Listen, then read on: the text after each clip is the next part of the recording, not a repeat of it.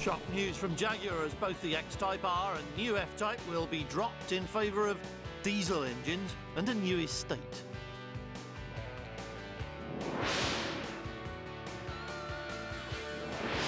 The new Corolla is here, and it's not just Toyota's most important new car, but has the hardest job of all as it targets the European market.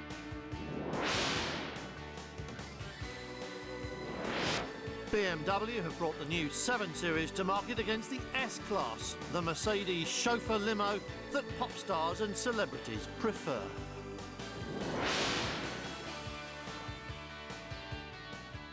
William Lyons founded the Swallow sidecar company in Blackpool in 1922, and less than 15 years later produced the first in a line of elegant cars which made the Jaguar name synonymous with sleek, exciting saloons.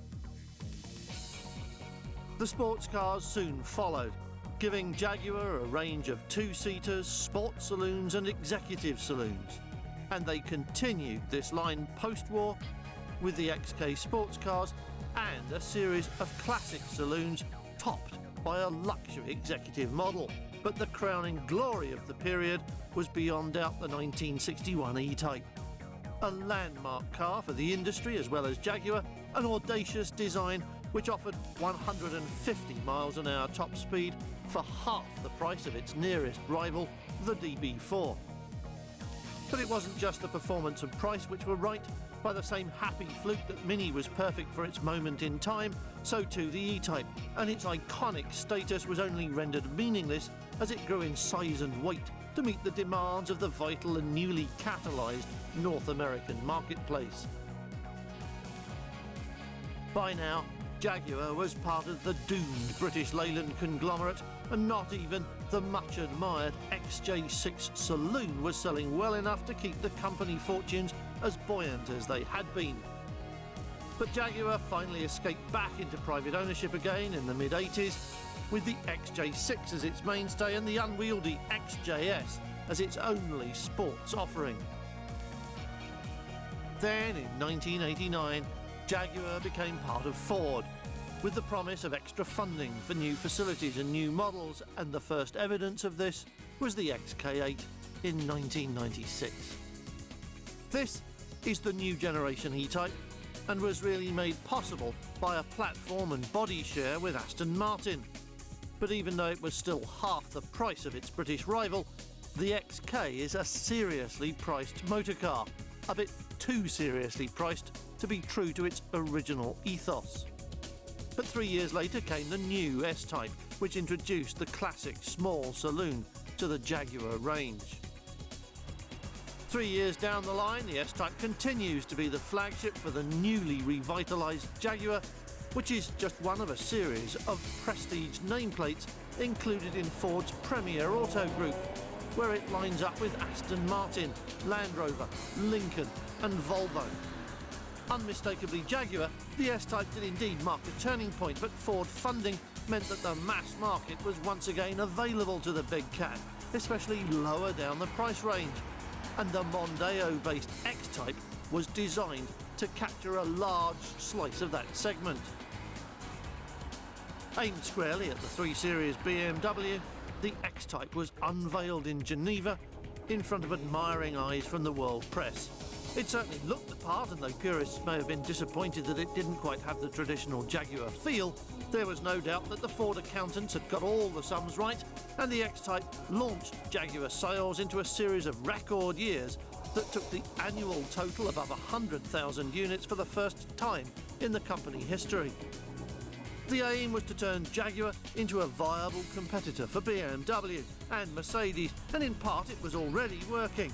But clearly there was a need for a wider product range, and the extra models scheduled for the next couple of years were intended to take Jaguar into even closer combat with its German rivals.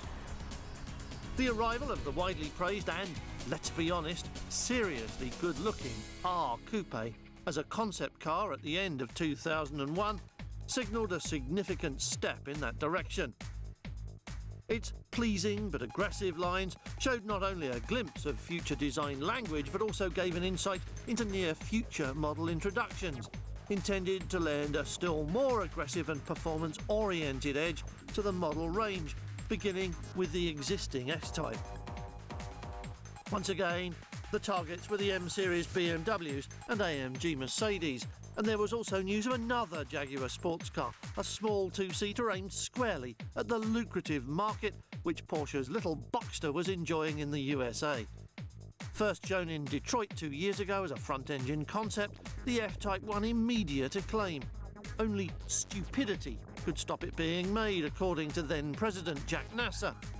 A year later in Los Angeles, restyled to accommodate a soft top, it was slated for production in 2004, and 6 months later it was revealed that the new F-Type would be mid-engined and low-priced, a head-on competitor for the baby Porsche.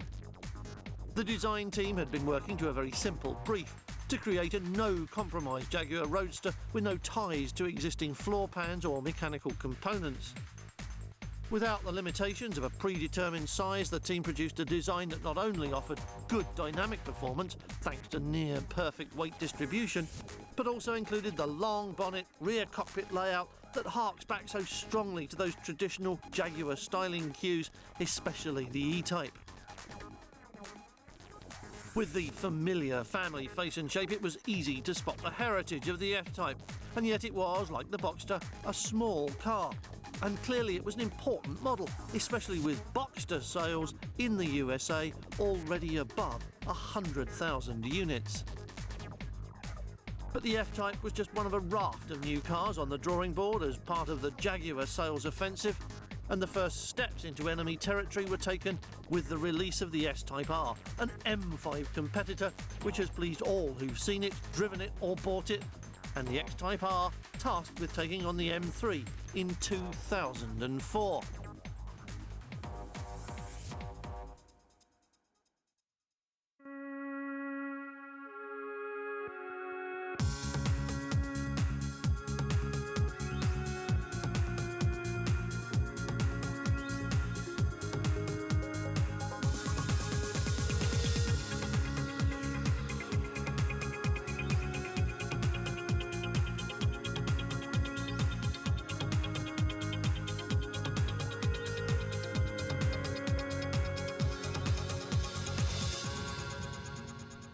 But all of this optimism came before Ford sales and finances took a nosedive, so that in Detroit this year, new President Bill Ford stood in front of his new Millennium GT40 and announced that this was the start of the turnaround, as he attempted to bring the Dearborn giant back from the brink of the grave.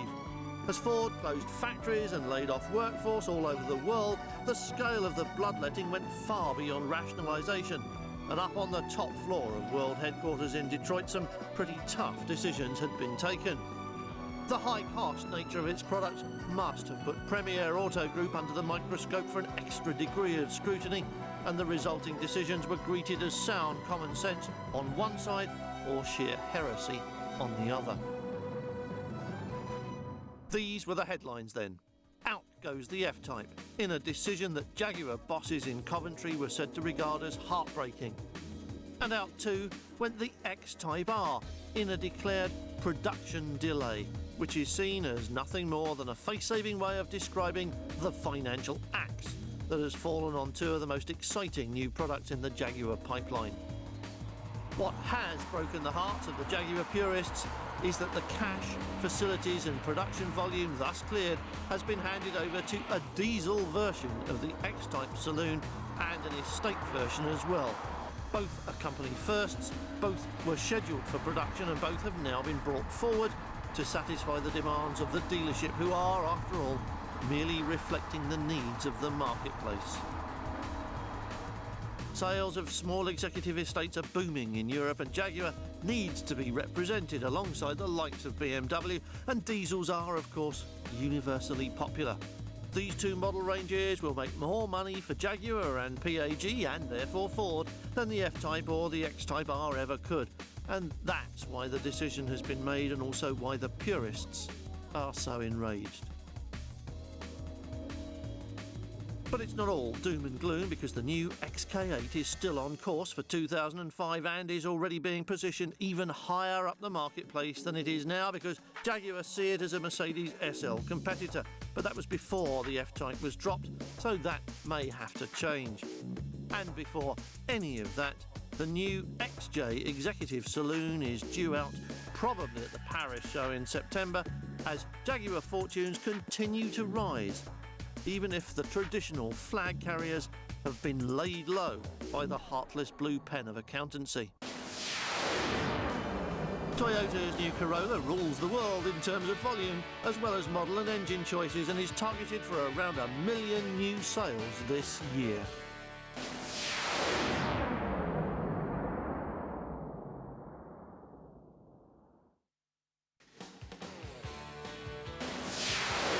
BMW's 7 Series has set out to tackle the S-Class, but it won't be easy to beat the car that's better than a roller, while Toyota doesn't want to.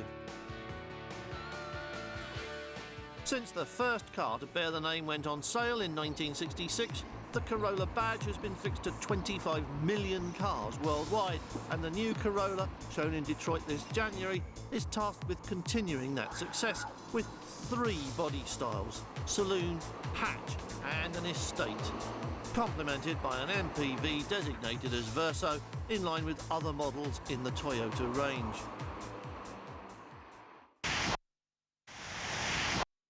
Like the recently revamped Camry, the Corolla was created by Toyota Europe and was designed and engineered to meet the requirements of the most demanding car buyers in the world, Europeans. McPherson struts at the front and torsion beams at the rear are all fairly standard small car stuff, but they work well on Corolla, and everyone who has driven it so far seems very impressed with the overall effect. Engine choices are extensive, and the availability of 2 common rail diesels underlines the importance of this market area.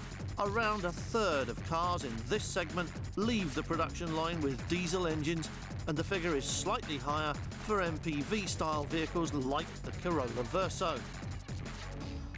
Toyota promised that new Corolla would be better value than the old one, and this in a market segment where profits are in any case already small, and where marketing incentives are an everyday practice, slashing profit margins even more. It's aggressive marketing in a vital segment of the marketplace, but Toyota expect it to pay off in the very long term by capturing buyers entering the new car market for the first time and then keeping them loyal to the brand. Right from the start, Corolla is available in different versions, and that includes an estate car for those who prefer the traditional to the modern MPV alternative. And as a matter of worldwide policy, all 3 trim levels will have previously optional equipment as standard, and this is where its better than ever value comes from. In truth, what's happened is that items which were previously an option have all been included as standard, so the showroom price hasn't actually gone down, but value for money has gone up. Sadly, the full choice of engines is only available in the hatch variant, which gets both diesels and all the petrol units. But the rest of the range only get the low output diesel option, and the estate doesn't get a glimpse of either of the 1.8 petrol engines, which seems a trifle strange in view of its extra carrying capacity. While the hatch has been designed and engineered for Europe, the estate and the Verso were worked in Japan and will be built there as well, although only as extensions of the existing concept, of course. One of the key areas of benefit from European-based design ought to be the interior, because Toyota has established a special task force in Europe to study interior design trends, and the Corolla is the first production vehicle to benefit from that. All of that said, it's slightly smaller inside as an estate than as a saloon, and the storage space behind the rear seats is smaller than the saloon boot. It only really comes into its own as a load carrier when the rear seats have been folded flat.